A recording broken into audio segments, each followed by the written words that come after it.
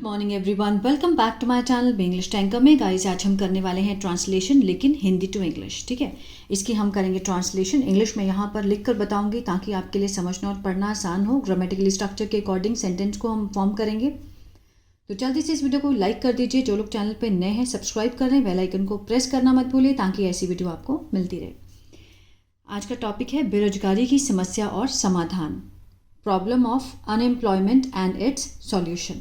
ठीक है, बेरोजगारी आज भारत की एक गंभीर समस्या है। अब इस टेंस में कोई भी एक्शन हो रहा है या कोई काम हो रहा है नहीं, है ना। तो जिस भी टेंस में, जिस भी लाइन में कोई एक्शन नहीं है, कुछ भी काम नहीं हो रहा है, तो वो होते हैं सिंपल सेंटेंस जो कि बनते हैं इज एम आर से। बेरोजगारी, unemployment,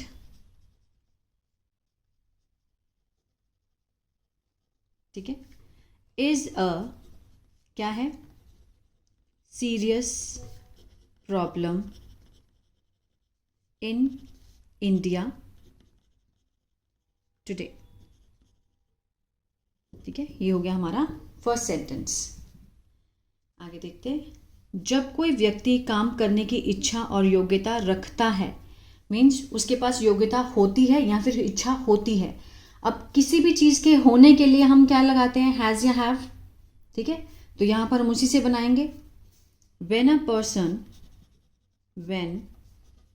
person has a will means इच्छा, ठीक है, and ability means योग्यता।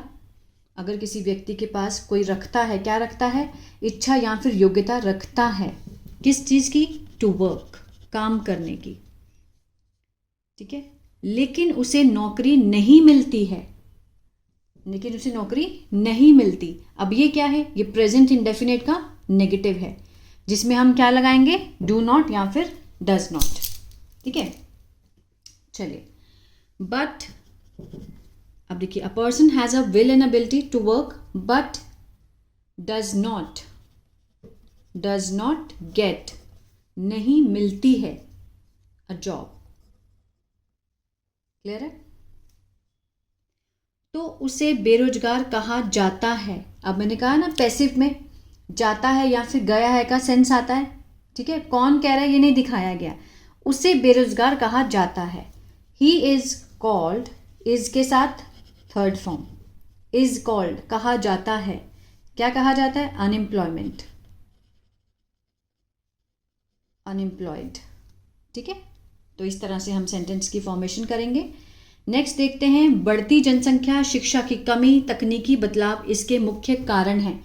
इसमें भी कोई भी एक्शन नहीं हुआ, सिर्फ बताया गया कि क्या क्या कारण हैं। तो ये भी इज एम आर से बनेगा। इंक्रीजिंग, बढ़ती जनसंख्या, इंक्रीजिंग पॉपुलेशन, ठीक है, बढ़ती जनसंख्या, शिक्षा की कमी, lack of education, and technological changes. ठीक है, तकनीकी बदलाव। अब ये हमारे सब्जेक्ट हो गए। ये सब चीज़ें प्लूरल हैं तो इसमें आर लगाएंगे, हैं। ये सब चीज़ें हैं, आर द मेन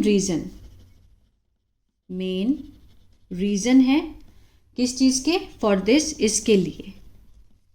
ठीक है, इस चीज़ के लिए ये तीन चीज़ें जो हैं वो मेन रीज़न हैं। आर से बनाया हमने। बेरोजगारी के कारण लोगों की आर्थिक स्थिति कमज़ोर हो जाती है।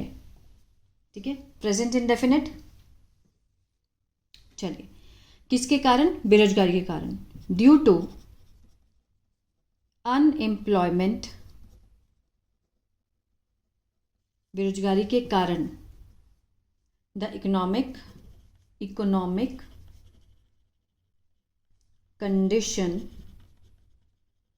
ऑफ पीपल, लोगों की, बिकम के साथ हम क्या लगाएंगे, एस, बिकम्स, हो जाती है, प्रेजेंट इंडेफिनिट। क्या हो जाती है, वीक, कमजोर हो जाती है। समाज में गरीबी, अपराध और तनाव बढ़ता है। ठीक है, पॉवर्टी, गरीबी, क्राइम, अपराध, एंड स्ट्रेस या फिर टेंशन। इंक्रीज, अब ये प्लूरल है, ज़्यादा है, तो हमने इसके साथ फर्स्ट फॉर्म लगानी है, इंक्रीज, ठीक है, इन सोसाइटी। ये दोनों क्या है, प्रेजेंट इंडेफिनिट है। पहला था sentence, due to unemployment the economic condition of people, means लोग की बात, थर्ड पर्सन की बात की गई है, तो हम लगाएंगे बिकम के साथ एस या ई एस। जब भी हम थर्ड पर्सन सिंगुलर की बात करते हैं तो हम प्रेजेंट डेफिनेट में फर्स्ट फॉर्म के साथ एस या ई एस लगाते हैं, और जहाँ प्लूरल आ जाए वहाँ first form. Increase in society, युवा वर्ग सबसे अधिक प्रभावित होता है। द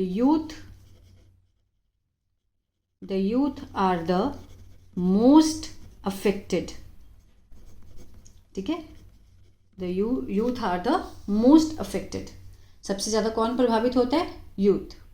इस समस्या का समाधान शिक्षा प्रणाली को रोजगार परक बनाना है। अब देखिए, the solution of this problem is, है, क्या है, टू मेक, बनाना। टू मेक यहाँ पे क्या है, इन्फिनेटिव है, पर्पस को दिखाता है। The solution of this problem, इस समस्या का समाधान है, किसमें है, बनाने में। To make the education system, क्या बनाना है, एम्प्लॉयमेंट ओरिएंटेड, ठीक है, ओरिएंटेड, ठीक है, ये आएगा।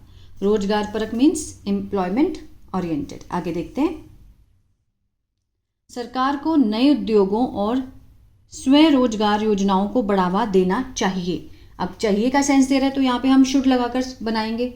द गवर्नमेंट क्या हुआ, subject, the government should means चाहिए, क्या चाहिए, प्रमोट न्यू इंडस्ट्रीज, नए उद्योगों को, एंड किसको, सेल्फ एम्प्लॉयमेंट स्कीम्स को, ठीक है, सेल्फ एम्प्लॉयमेंट स्कीम्स को बढ़ावा देना चाहिए। तो सरकार को क्या चाहिए, बढ़ावा देना, प्रमोट करना, न्यू इंडस्ट्रीज, नए उद्योगों को, और स्वरोजगार योजनाओं को बढ़ावा देना चाहिए। युवाओं को अपने कौशल को पहचान कर रोजगार की ओर बढ़ना चाहिए। अब यूथ को क्या करना चाहिए,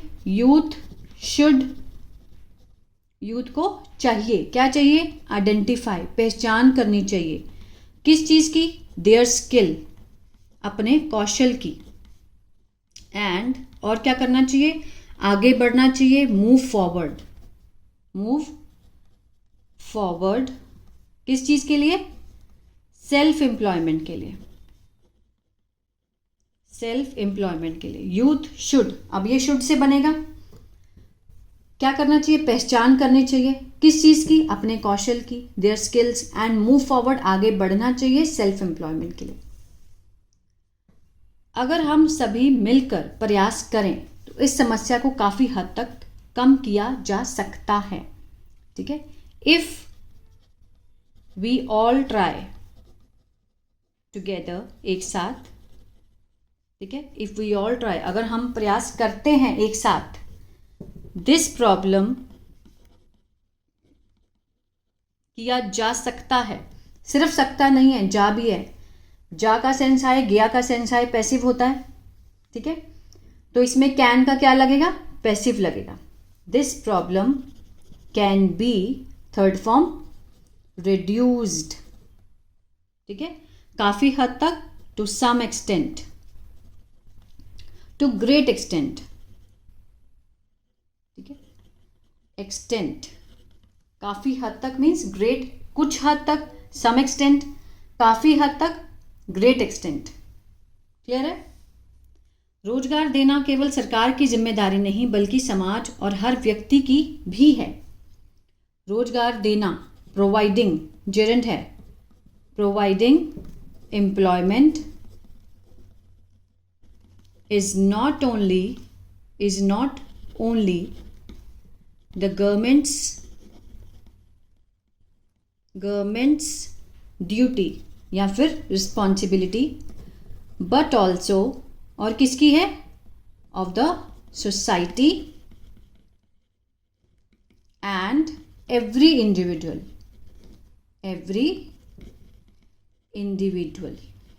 ठीक है, व्यक्ति की भी है। प्रोवाइडिंग जेरेंड है यहाँ पे, मीन्स मुहैया कराना, एम्प्लॉयमेंट, रोजगार, इज नॉट ओनली, ना सिर्फ है द गवर्नमेंट्स ड्यूटी, सरकार की ड्यूटी है ना सिर्फ, लेकिन but also of the society and every individual. तो ये था पैराग्राफ। आई होप आपको अच्छा लगा गाइस, बहुत। अगर अच्छा लगा तो प्लीज़ लाइक शेयर सब्सक्राइब करना मत भूलिएगा। God bless you. अगर इसी तरह से न्यूज़पेपर रीडिंग सीखना चाहते हैं इंग्लिश टू हिंदी, तो मेरा दूसरा चैनल है बी इंग्लिश थिंकर, उसको भी आप फॉलो कर सकते हैं। और इस तरह की शीट अगर आपको चाहिए तो मेरा ऐप है बी इंग्लिश टैंकर के नाम से, गूगल प्ले स्टोर से आप उसको डाउनलोड कर सकते हैं, वहाँ से ले सकते हैं।